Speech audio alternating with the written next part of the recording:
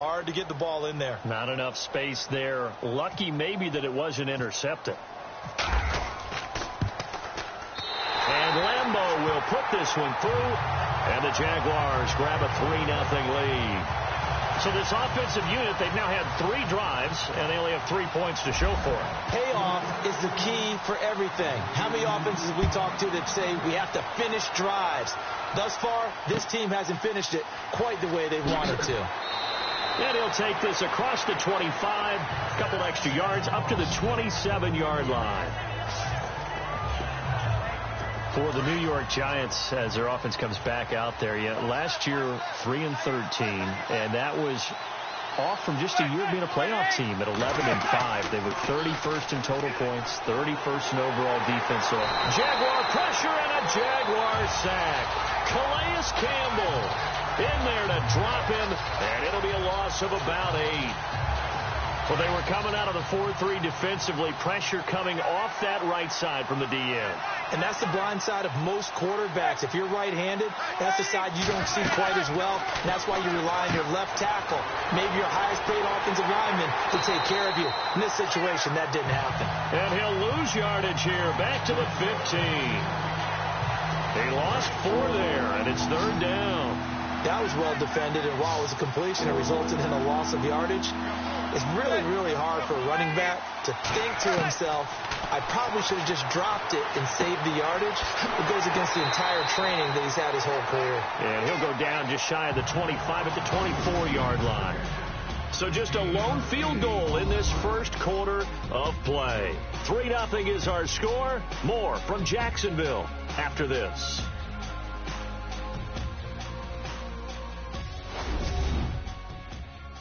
The NFL on EA Sports is presented by Snickers. You're not you when you're hungry. Snickers satisfies. Alongside Charles Davis, I'm Brandon Gaudin, and it's the Giants with the football here as we begin quarter number 2. They are, however, facing a 4th down situation.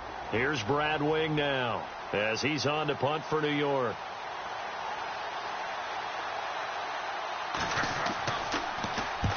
He's been a busy man here in this first half as he gets it away. That's a 49-yard punt, 8 though on the return. And the Jaguars go on offense, 1st down and 10. Jags taking over on offense here in a second. And what a season, Charles, it was for Jacksonville. Some people did like them as a dark horse coming into the year, and they really responded. Heard recently at one of the, all-star games, college all-star games, a scout saying, well, heck, haven't they been the dark horse for the last 5 years coming into the season? And he seemed a little bit bitter, so I'm going to let him go on that one.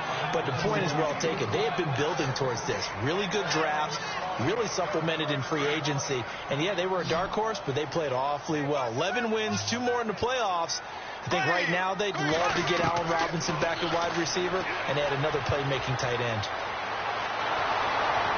And a big loss here as he's taken down. Jason Pierre-Paul able to get in and run him down for a loss of 14. He didn't get rid of the football there, took the sack, although that's easier said than done. He can't just chuck the thing sideways into the seats. No, he really can't, because you're not afforded total protection as a quarterback. You have to get outside of the tackle boxes as defined. Under pressure again, and down he goes again. Jason Pierre-Paul in there to get him his 2nd sack now of the afternoon.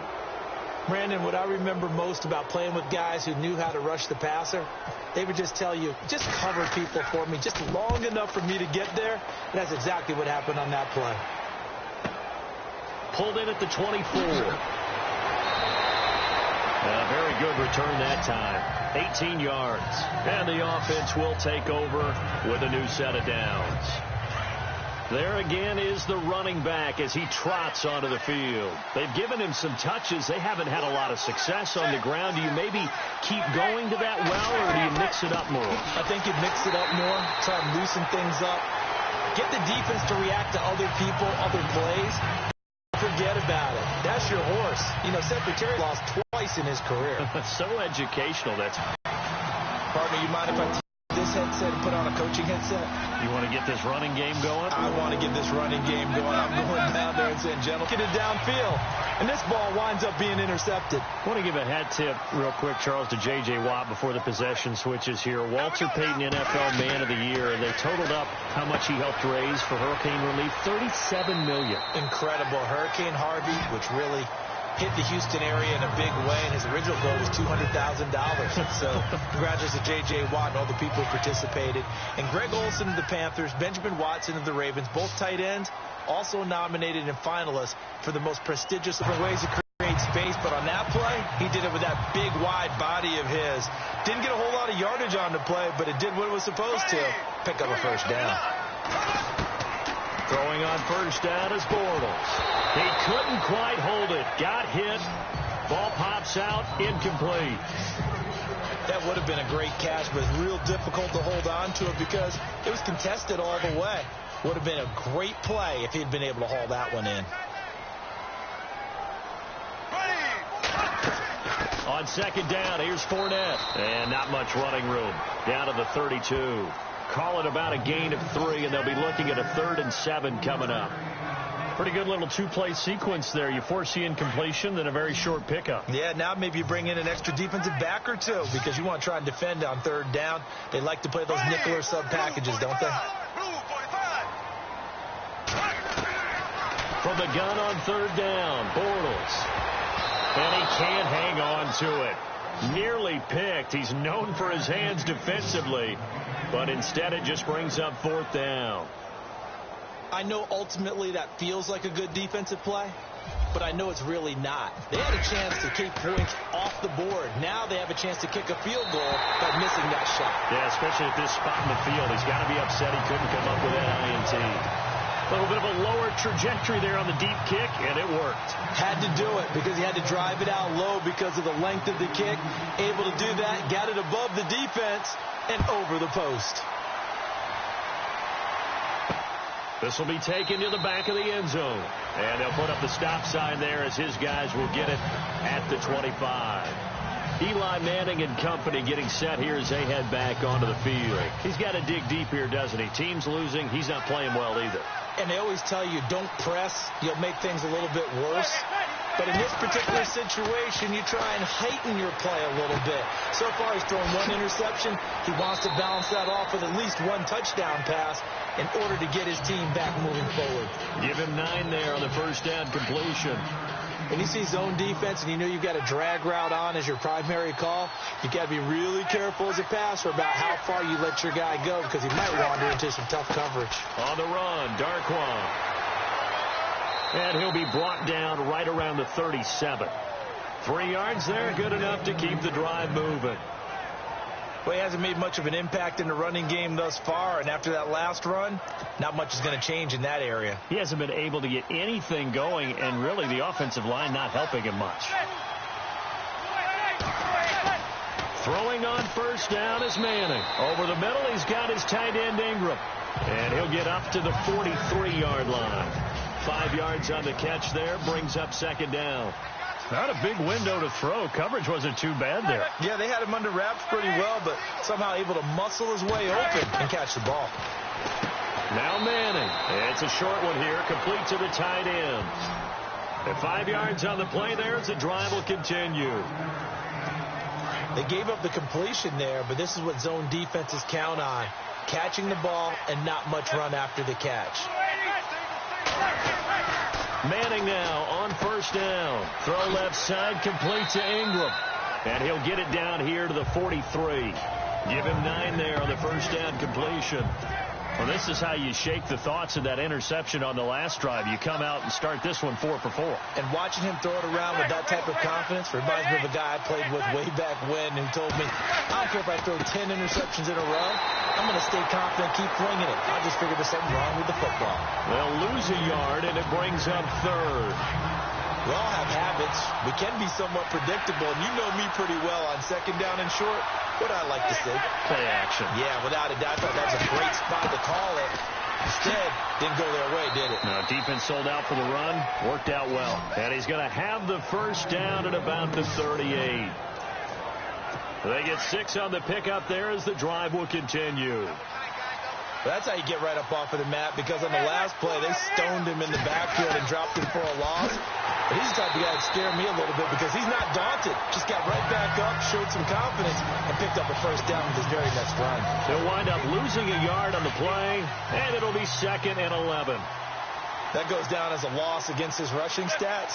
But really, should he have to absorb that one? He had no chance on that play before they overwhelmed him. Pretty much on top of him before he could take his first steps. And this time not quite to the 30. It'll be down at the 31-yard line. I know the halftime's approaching, but I don't think he's going to want to take a break. That's his 5th catch. Yeah, they've really been targeting the tight end. A first carry for the Clemson man, Wayne Gallman. And he's going to get this one down to the 30. He needed 2, he got 1, and that's going to leave him with 4th down at a yard. Well, they picked up a portion of it, but not all that they needed. Now that leads to a decision on 4th and 1. Let's see what they decide to do. And this one is right down Broadway. And they are on the board, trailing now 6-3. Well, their offense has struggled for sure, but they get the field goal here and at least get on the board before half. And that's not something we should underestimate, because just getting points on the board can sometimes have a settling effect on a team. Helps them start their comeback. And a good effort on the return there gets them across the 30 to the 33-yard line. The Jags and Leonard Fournette making their way onto the field. And the good news, his team's winning. And the bad news, he hasn't had the game that he's hoped to, at least to this point here in the second quarter. And a lot of that is pride, because these types of backs want to be in the center of all the action and leading their team to victory. They'll take the win right now, hoping to jump his game up as this one moves on. Yeah, he probably wants a little bit more of the spotlight going forward. And it pops free. The collision there jarred the ball loose and brings up 2nd down. It's a lot of contact going on there, and in the end, unable to keep 2 hands on the football and bring it into his body. Everything looked pretty good until the finish. And he'll get this up to about the 40. They get 6 here after the incompletion, and it'll leave them with a 3rd and 4. He hadn't had a ton of success here so far, but you get the feeling that he might be on the verge of popping one. Yeah, even on that one, there was a little bit of a hole, but it closed there quickly at the end. Now they run with a backup. It's Chris Ivory. And he'll be taken down after a short gain as that takes us to the 2-minute warning. 2 yards on the pickup there. It's 4th down.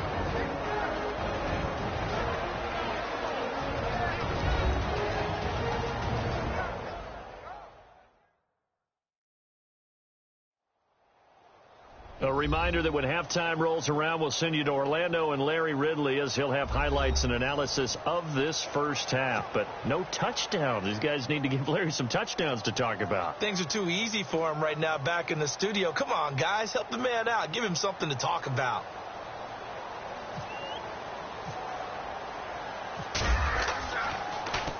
He's averaging just under 50 yards a punt as he gets this away. And did they keep it in? They did. They kept it in. It's down close to the goal line at the 1-yard line.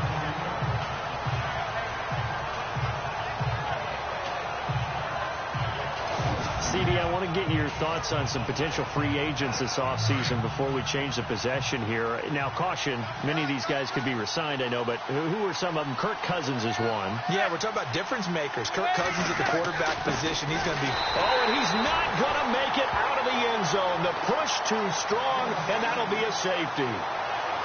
Well, I think you can go ahead and give your punter an assist on that one. Pinned him deep, and the defense comes through with 2 points. You're exactly right, partner. This was all set up by a great punt, and if the ball goes in the end zone, this never happens. So great call. Give the punt team and the punter some love. It's taken to the 26.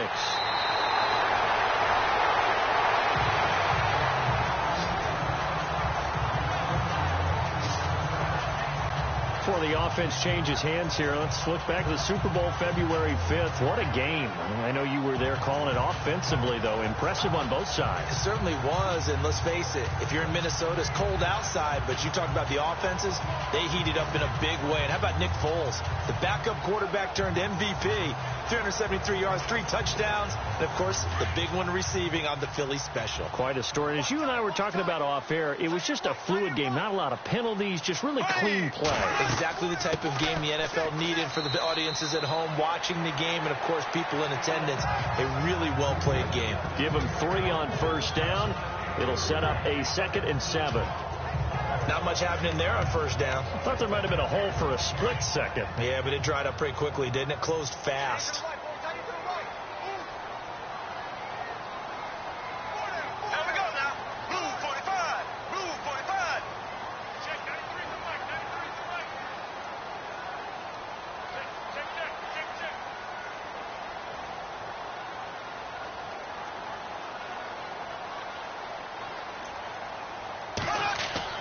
They'll run it again with Fournette. It'll go as a gain of 7 on the play, and it sets up a 3rd and inches situation. And that looked like some pretty easy yardage there right up the gut. And he's a guy that has some height to him. So when you don't have to drop a shoulder or create or get through contact or trash, makes it a lot easier to stay upright, see the field, and make a run as we just saw there. The offense on 3rd down tonight, it's been a problem. Just 1 for 7 thus far. They're looking at 3rd and a few inches.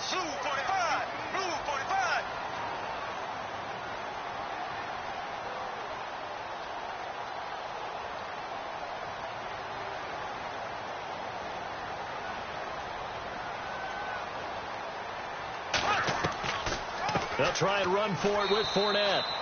Now the Giants will stop play as they take a timeout defensively. It's just their first, so they'll have 2 remaining here before we get to halftime.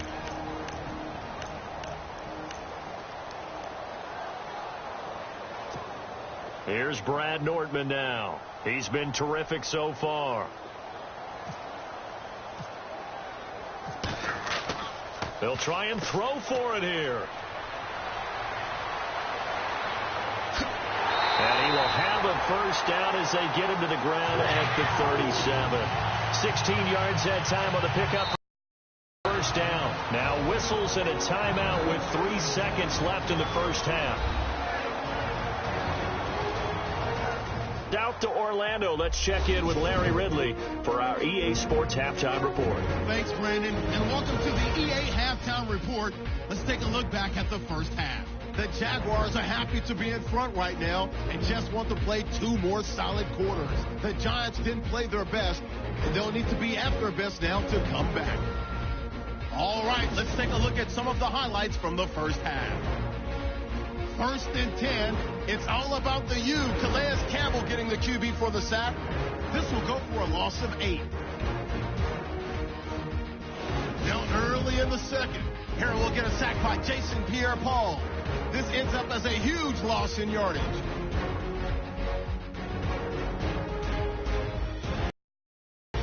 Jaguars have it late in the half. They'll eventually be brought down, but not before getting to the 37-yard line.